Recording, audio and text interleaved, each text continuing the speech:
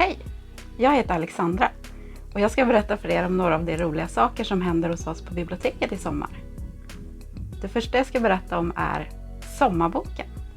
Vad är Sommarboken? Sommarboken är en läsutmaning på sommarlovet. Du läser hur många böcker du vill på sommaren och sen fyller du i ett häfte och lämnar in det till oss, så får du en bokgåva. När du går med i Sommarboken så får du en massa fina saker. Bland annat en fin gympapåse. Den ser ut så här. Årets tema för Sommarboken är Ut i det vilda. Det är därför det är en fågel på påsen. Och inuti påsen så ligger det andra fina saker som du också får.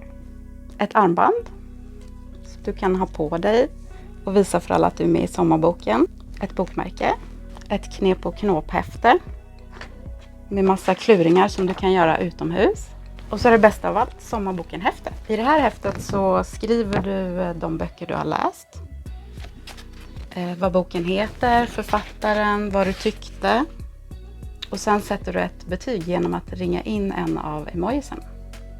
Till exempel om du älskade boken, då kanske du väljer hjärtemoji. På baksidan så står det lite information om Sommarboken. Och häftet lämnar du in i slutet av sommaren. Och då får du en biljett till avslutningsfesten. Och så får du en bok i present. I slutet av sommaren kommer vi ha en fest. Där kommer vi fira alla böcker vi har läst i sommar. Och så kommer vi ha fika, prisutdelning.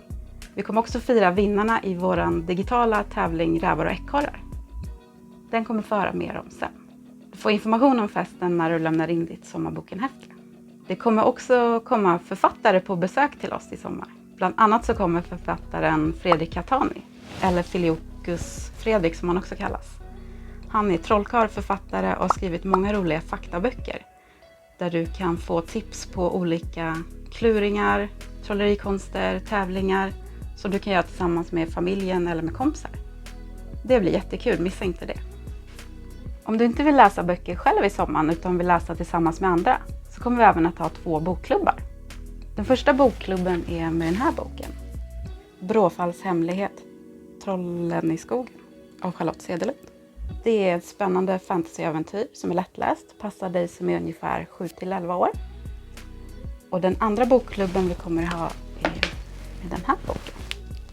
Middagsmörker av samma författare, Charlotte Cederlund. Och den är lite mer att läsa. Också spännande fantasy som utspelar sig i de norrländska skogarna. Och den passar dig som är ungefär 12-16 år. Om du går med i någon av våra bokklubbar så får du boken att behålla. Nu ska min kollega Tuva berätta för er om vår digitala sommartävling Rävar och ekorrar.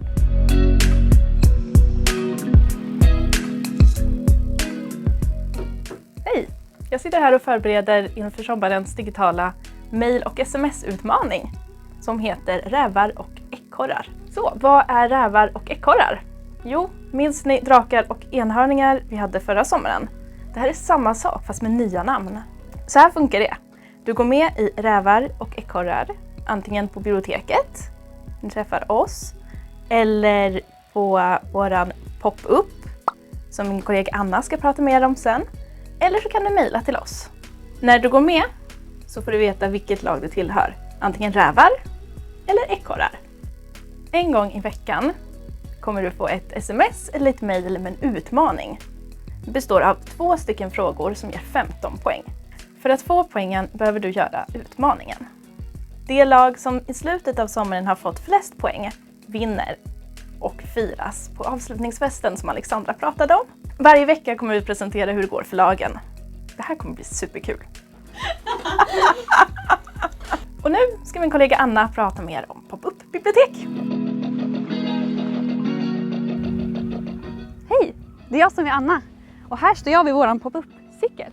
Men vad är egentligen ett pop-up-bibliotek? Jo, ett pop-up-bibliotek är helt enkelt ett bibliotek som poppar upp på lite olika ställen. Och i sommar så kommer vi att dyka upp på många olika platser runt om i Tyresö. Och när vi är ute med vårt pop-up-bibliotek så kommer vi med oss pyssel och böcker och annat kul som man kan göra. Vi kommer också ha olika teman olika veckor. Exempel på teman som vi kommer ha är väsen, Ronja Rövardotter och dagbokstema. Det vill du inte missa. Självklart så kan du också hämta ut din sommarboken-påse när vi är ute på pop-up. Om du vill veta mer om vad som händer i sommar så kan du hämta ut en lapp på biblioteket Där kan du också veta mer om vilka olika teman som vi kommer ha. Lappen kommer också finnas med i din sommarboken-påse som du kan hämta ut.